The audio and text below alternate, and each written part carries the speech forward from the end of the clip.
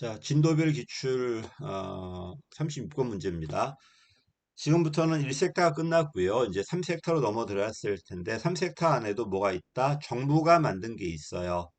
이걸 우리 뭐라고 그래? 이제 준정부라고 그러는데 이 준정부 안에도 기업 성격이 아주 강한 게 있고 좀 약한 게 있거든요. 어쨌든 이론적으로는 1섹터 공기업도 있고 3섹터 공기업도 있고 또 공기업 안에는 100% 정부 지분인 공기업도 있고 민간과 같이 출자한 출자 기업도 있어요.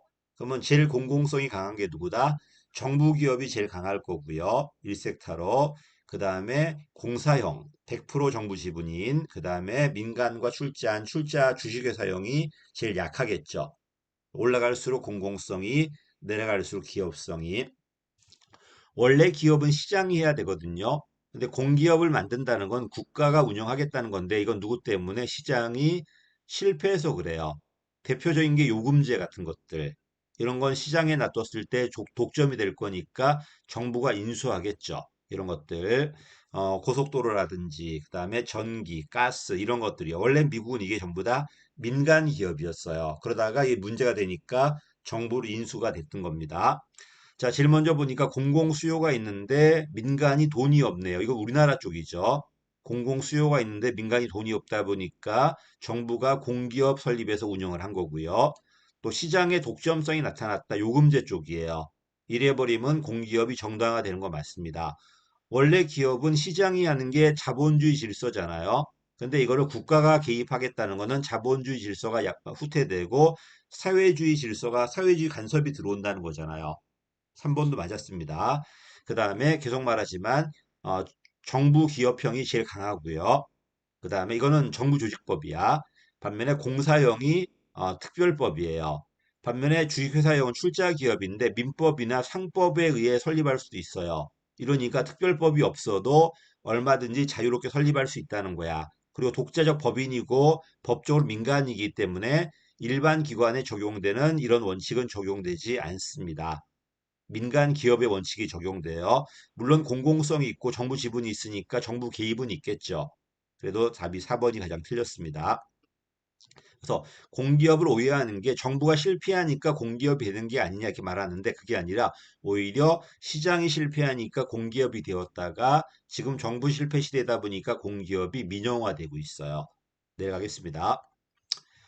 그 다음에 이제 또 뭐가 잘 나오냐면요. 이제 이게 이제 어떤 공기업인가를 물어봐요. 1섹터 공기업은 이미 앞에서 배웠죠. 정부 기업으로 양조, 예편, 양곡, 조달, 우편, 우체국 예금에다가 책임운영기관 특별회계가 정부 기업으로 운영돼요.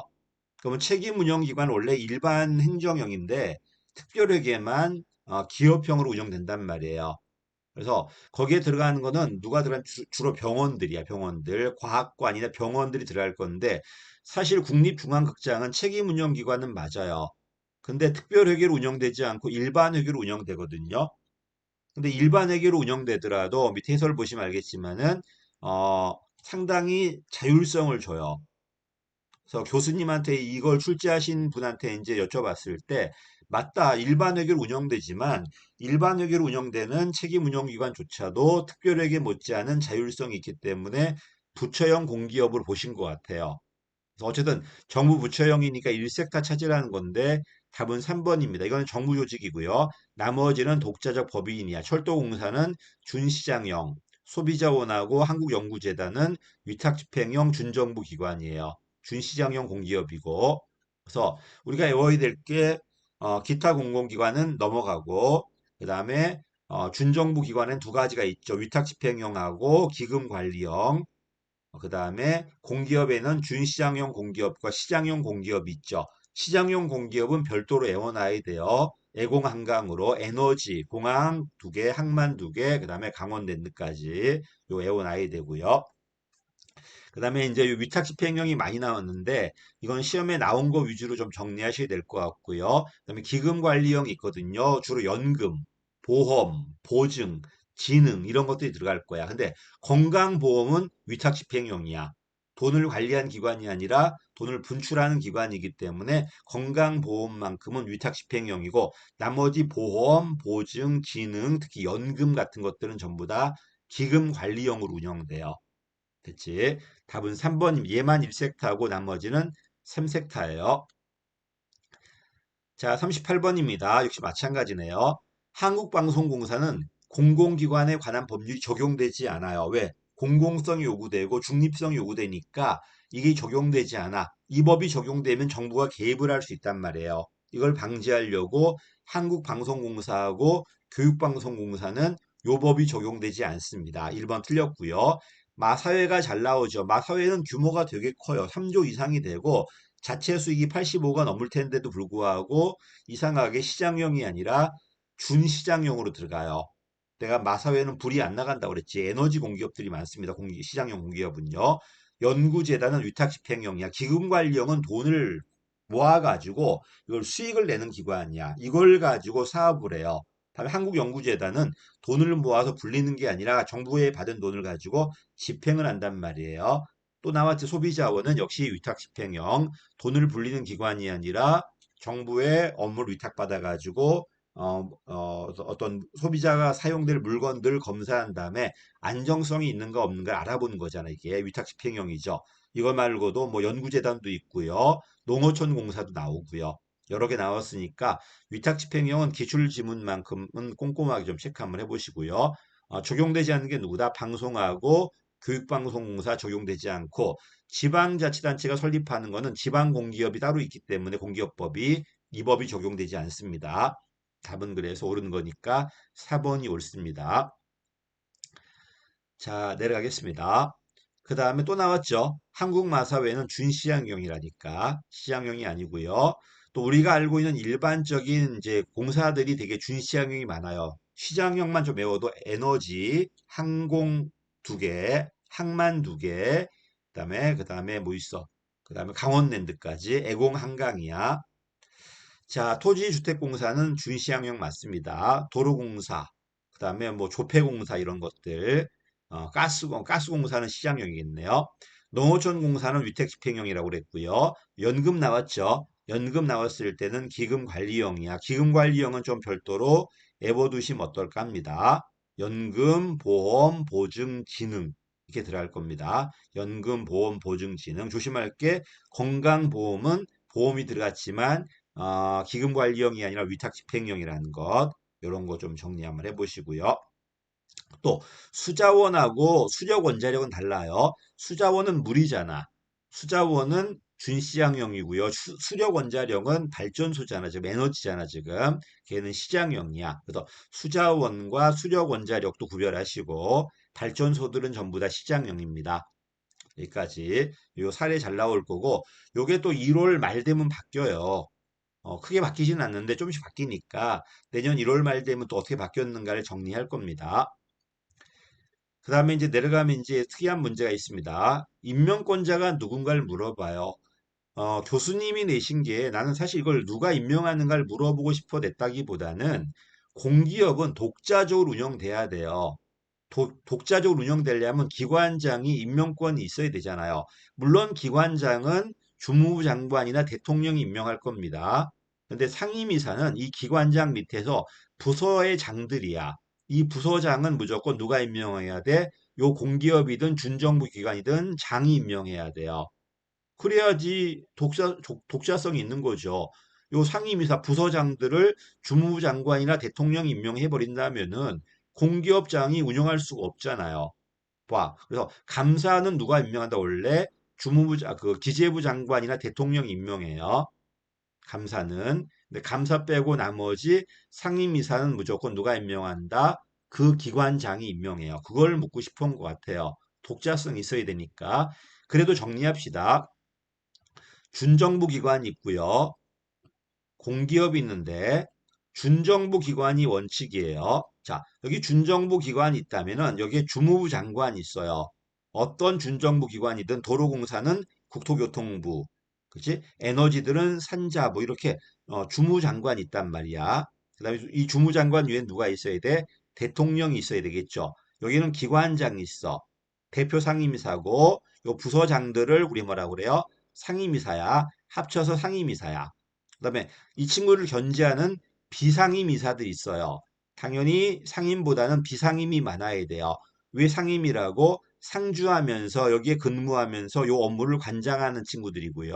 요 비상임이사들은 상주하진 않고 어떤 결정할 때만 참여하는 애들이에요. 그지? 뭐 교수라든지 임명받을 수 있습니다. 여기에 밑에 직원들이 있고요. 이 직원들은 민간인들이고 대표이사가 임명할 거고요. 그다음에 요 상임이사와 대표 상임 기관장하고 요 비상임이사는 어, 준 공무원들이야. 그다음 누가 있어야 돼? 감사가 있어야 돼요. 감사위원회로 있다는 건 2조 이상이라는 소리고 감사가 있어야 되고요. 자, 어떻게 임명하냐면 요 준정부는 보다시피 주무기관의 소속기관이니까 요 준정부의 기관장은 누가 임명한다? 요 주무장관 임명해요. 그다음에 요 상임이사는 준정부 기관장이 임명할 거고 요 비상임이사는 역시 주무기관장이 임명해요. 요 비상임이사를 대표 상임이사 임명한다면 견제가 안 되잖아요. 감사는 누가 임명한다? 여기 기재부 장관이 임명해요. 됐죠? 그래서 여기 대표 기관장이 있을 거고 상임이사가 있을 거고 비상임이사가 있을 거고 그 다음에 감사가 있단 말이야. 원칙적으로 기관장은 누가 임명한다? 주무부 장관이, 상임이사는 기관장이, 비상임이사는 주무부 장관이, 감사는 기재부 장관이. 그래서 어떻게 되는 거야?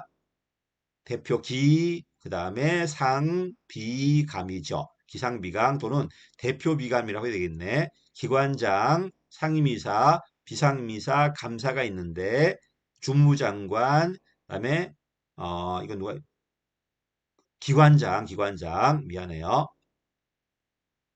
준정부 기관장이라고 할게요. 준정부 기관장, 그다음에 주무장관, 기재부 장관. 그래서 어떻게 된다? 주준주기 이렇게 외워요. 주준주기, 기관장, 그다음에 상임이사, 기상비감, 주준주기. 그다음에 공기업은 하나 올라가요.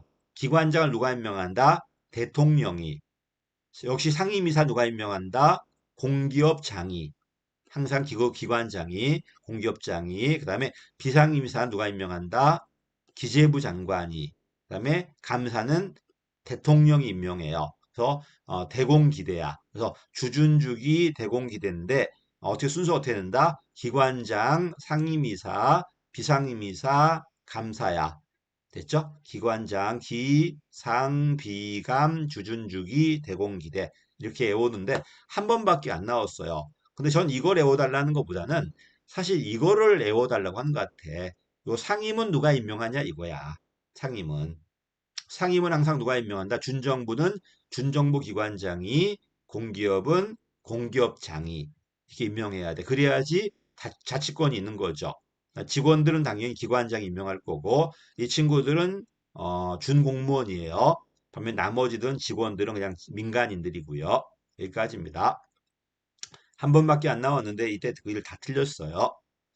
여기까지가 이제 이 법률이고 이 법률 나머지도 있는데 어쨌든 이 법의 총괄 기관 누구다? 기재부 장관이 총괄이고 공기업 평가도 누가 한다? 기재부 장관이 합니다. 그 정도는 애원아이 될 겁니다.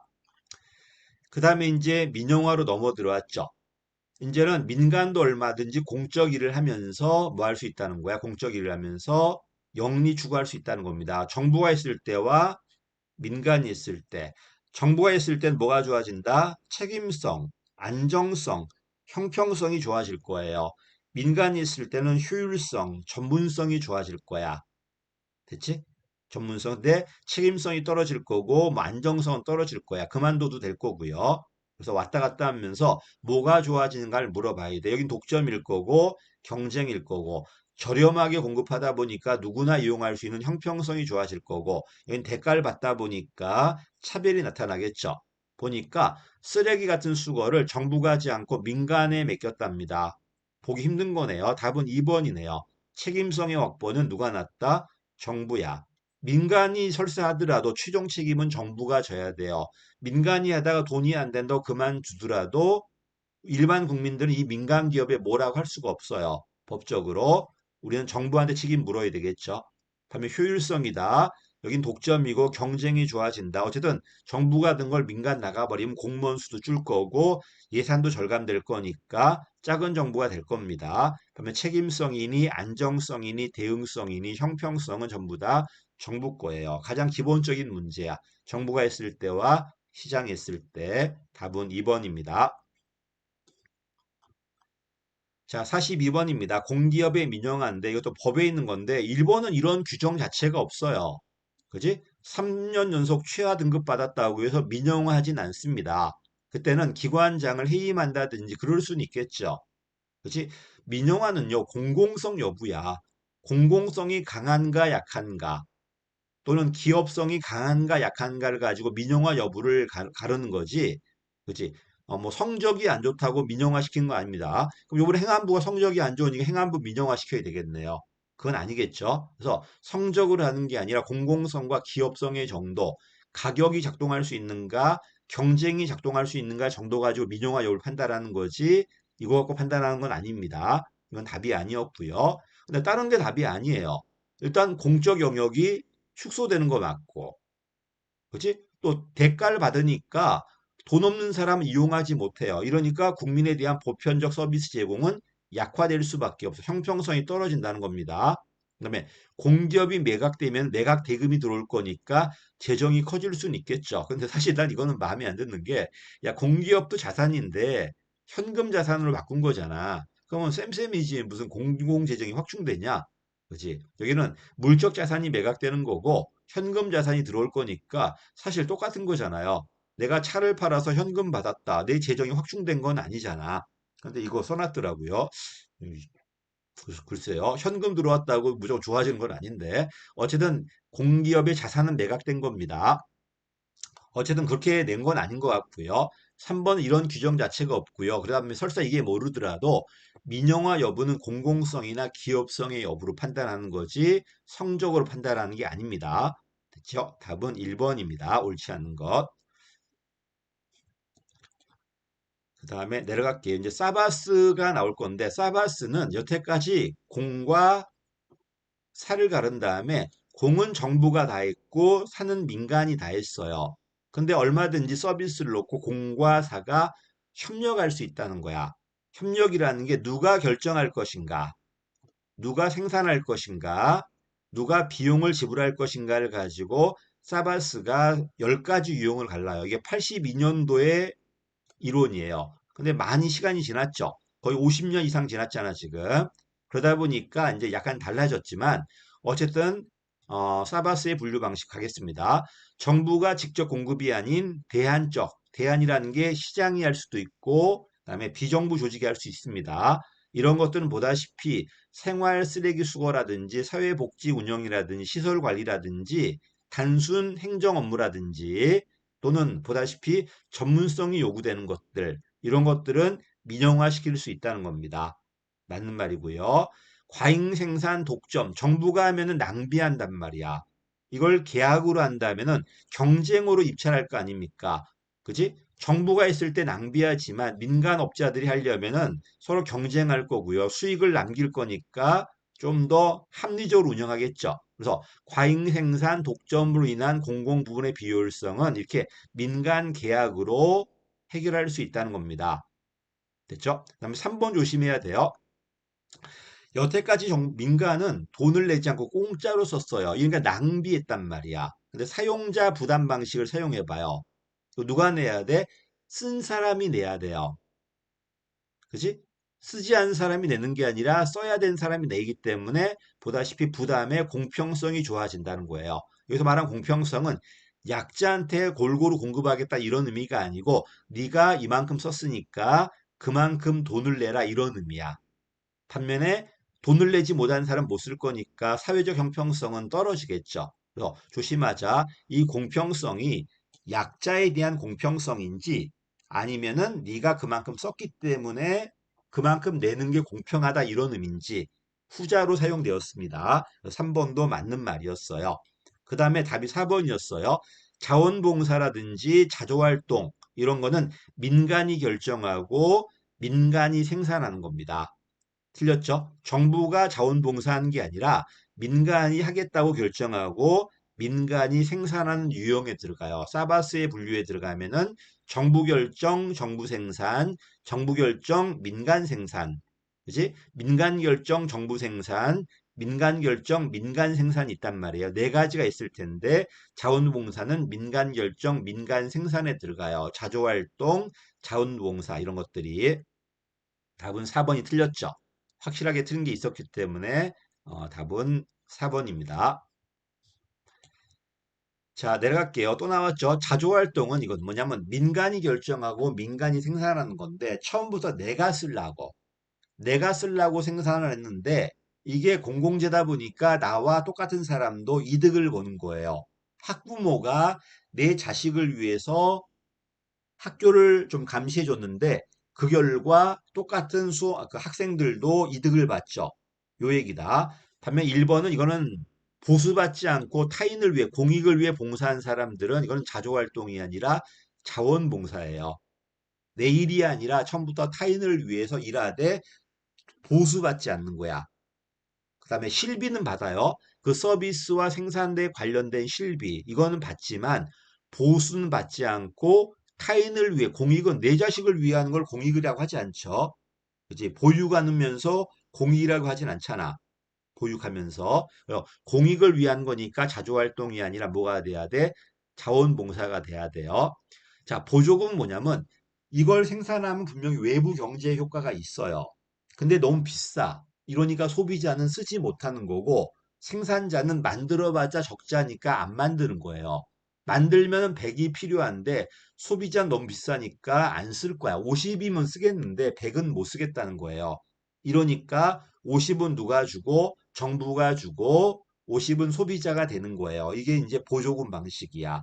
보조금 방식. 그래서 계약 방식은 100% 정부가 주고 면허 방식은 소비자가 비용을 지불하지만 보조금 방식은 분담하는 거야. 정부도 일부 되고 소비자도 일부 되는 거예요. 둘 다 외부 경제 효과 있어야 될 거고요.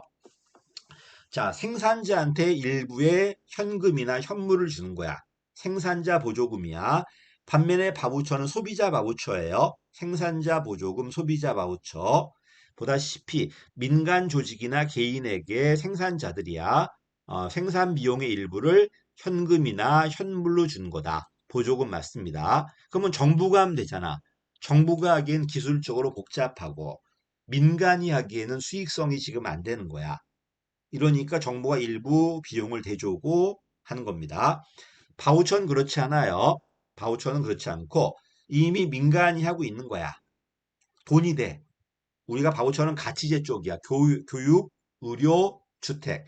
돈이 된단 말이야.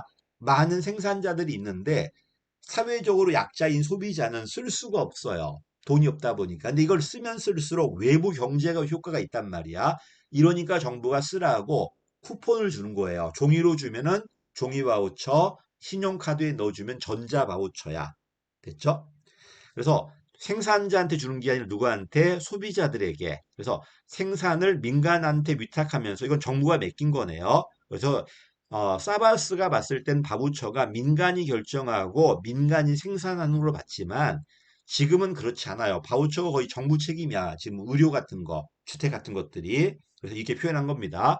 정부가 민간에 맡기면서 소비자들, 특히 사회약자들에게 쿠폰을 주는 겁니다. 이용하라고. 이게 바우처 제도다. 맞는 말이야. 생산자 보조금, 소비자 바우처. 면허 방식은요. 경쟁이 되었을 때 오히려 안 좋아요.